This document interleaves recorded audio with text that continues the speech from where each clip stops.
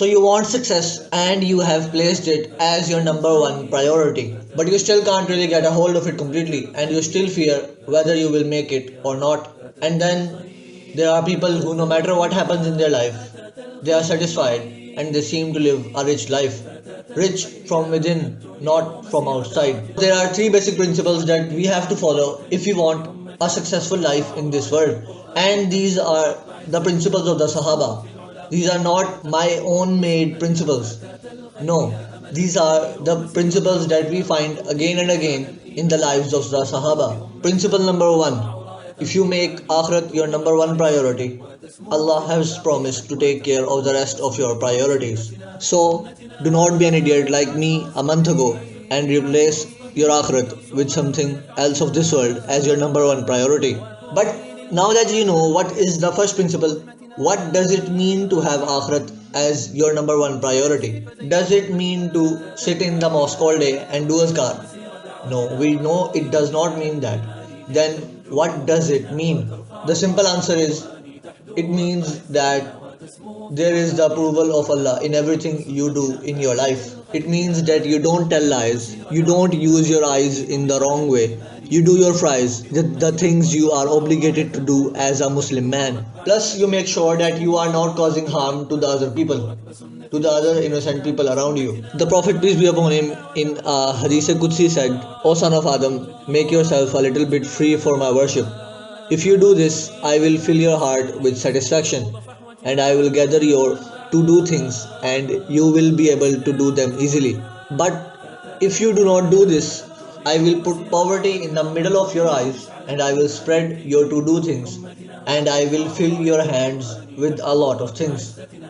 What does this mean? This will mean that baraka will go away from your life.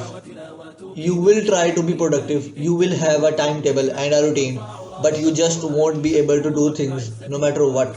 Something will come up and you won't be able to do something you wanted to do. Now, this kind of person will never be satisfied because he has not made himself free, even a little bit, for the worship of his creator. Now, keep in mind, I'm not saying to be lazy and unproductive and not do your work, and when things don't work out, blame everything on me, that I lied to you, or blame everything on Allah, that Allah has abandoned you. No, I'm not saying that. You have to be excellent in your work and everything. You cannot leave the habits like cold showers, morning sunlight, meditation, Quran recitation, exercise, journal, studying, working on your business. You cannot leave these habits. If you leave these habits, it's not like you're going to build muscle overnight, or you're going to build muscle without exercising because you have put Akhrat as your number one priority and Allah has promised to take care of the rest of your priorities. No, it does not work like that. You will still have to put in the work in your business, in your exercise, on your grades and everything. It's not going to happen like that. No. This means that you are excellent in your work and everything, but when the call for prayer comes, you know what your priorities are. You leave whatever you are doing, no matter how much important it is, you leave it and you get ready to pray Salah in the masjid. This also means that if something has a chance of ruining your akhirat, you leave it for the sake of Allah. This means not listening to music and not going into haram stuff. You know what I'm talking about. I don't have to say it out loud. This also means that you use your tongue wisely because your tongue has a direct connection to your heart, and whatever is in your heart will be checked upon on the day of judgment. And in this way, your heart, whatever is in your heart, has a connection to your akhirat. So make sure you protect whatever is in your heart.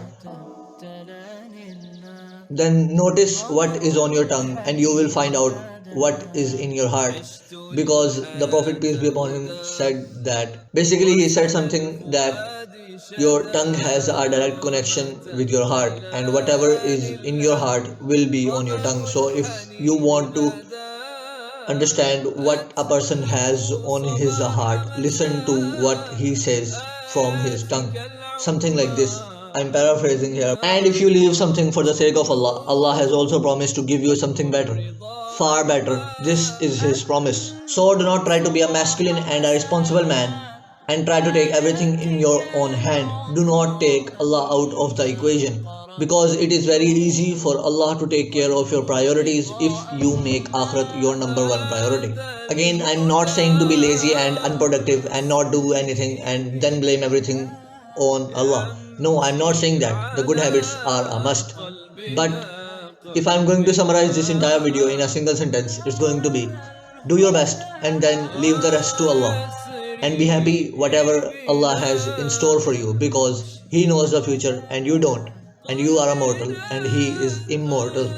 And He is the Almighty and you are just an ant in front of Him. But He loves you and He cares for you and He wants the best for you. So be patient and have some faith in Allah. Understand, bro, that this world is like a shadow. If you try to chase it, it will run away from you. No matter how fast you run, you will never be able to catch up to it because it is a shadow. But if you make Allah your priority and run towards Him, this shadow will run towards you and will come in your feet like your servant, and this world will bow to you.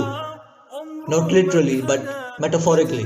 It will bow to you and it will give you everything, and the people will love you because you have made Akhrat your number one priority. Because the Prophet, peace be upon him, once said that if Allah loves somebody on this earth, He calls Jibrail and tells him that I love so and so you must also love so and so. And then Jibrail goes to all the angels and says to them that Allah loves so and I also love so, and so you must also love so, and so all the angels love that person. And when the angels love a particular person, the people of this world can't resist like his energy, his aura.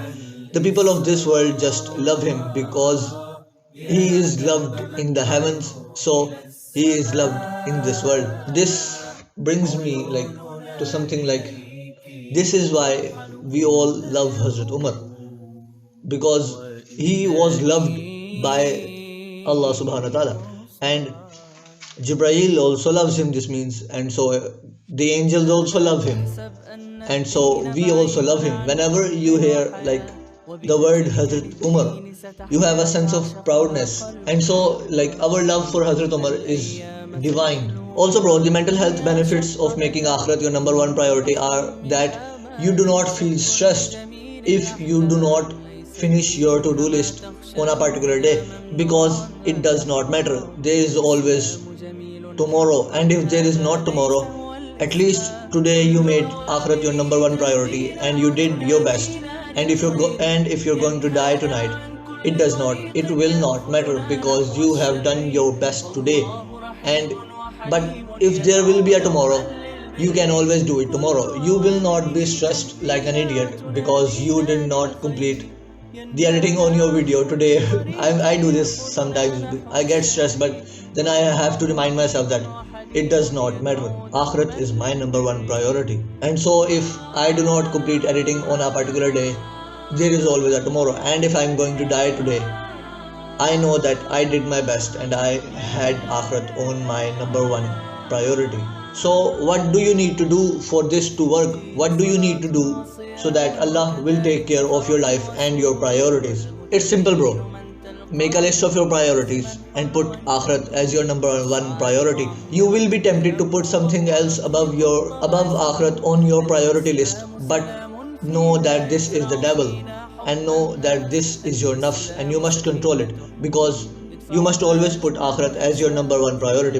Like 2 to 3 weeks ago, I had this YouTube channel as my number one priority, but after finding this and after learning about this stuff, I put Akhrat as my number one priority, and I'm still tempted to put replace Akhrat with this channel as my number one priority. But I always remind myself that Allah has promised to take care of the rest of my priorities if I only keep Akhrat as my number one priority on the priority list. Then after you have put number one alongside Akhrat, then start acting like it. This means you never sacrifice your Akhrat for anything below it on the list. This also means that if something has a chance of ruining your Akhrat, you leave it for the sake of Allah and for the sake of your own future self. This is the best form of delayed gratification. The self improvement community talks about delayed gratification, but this is the best form of delayed gratification. You abstain from the bad habits and the sins in this world so that your future self in the next world can have a better life. This is what self improvement is about.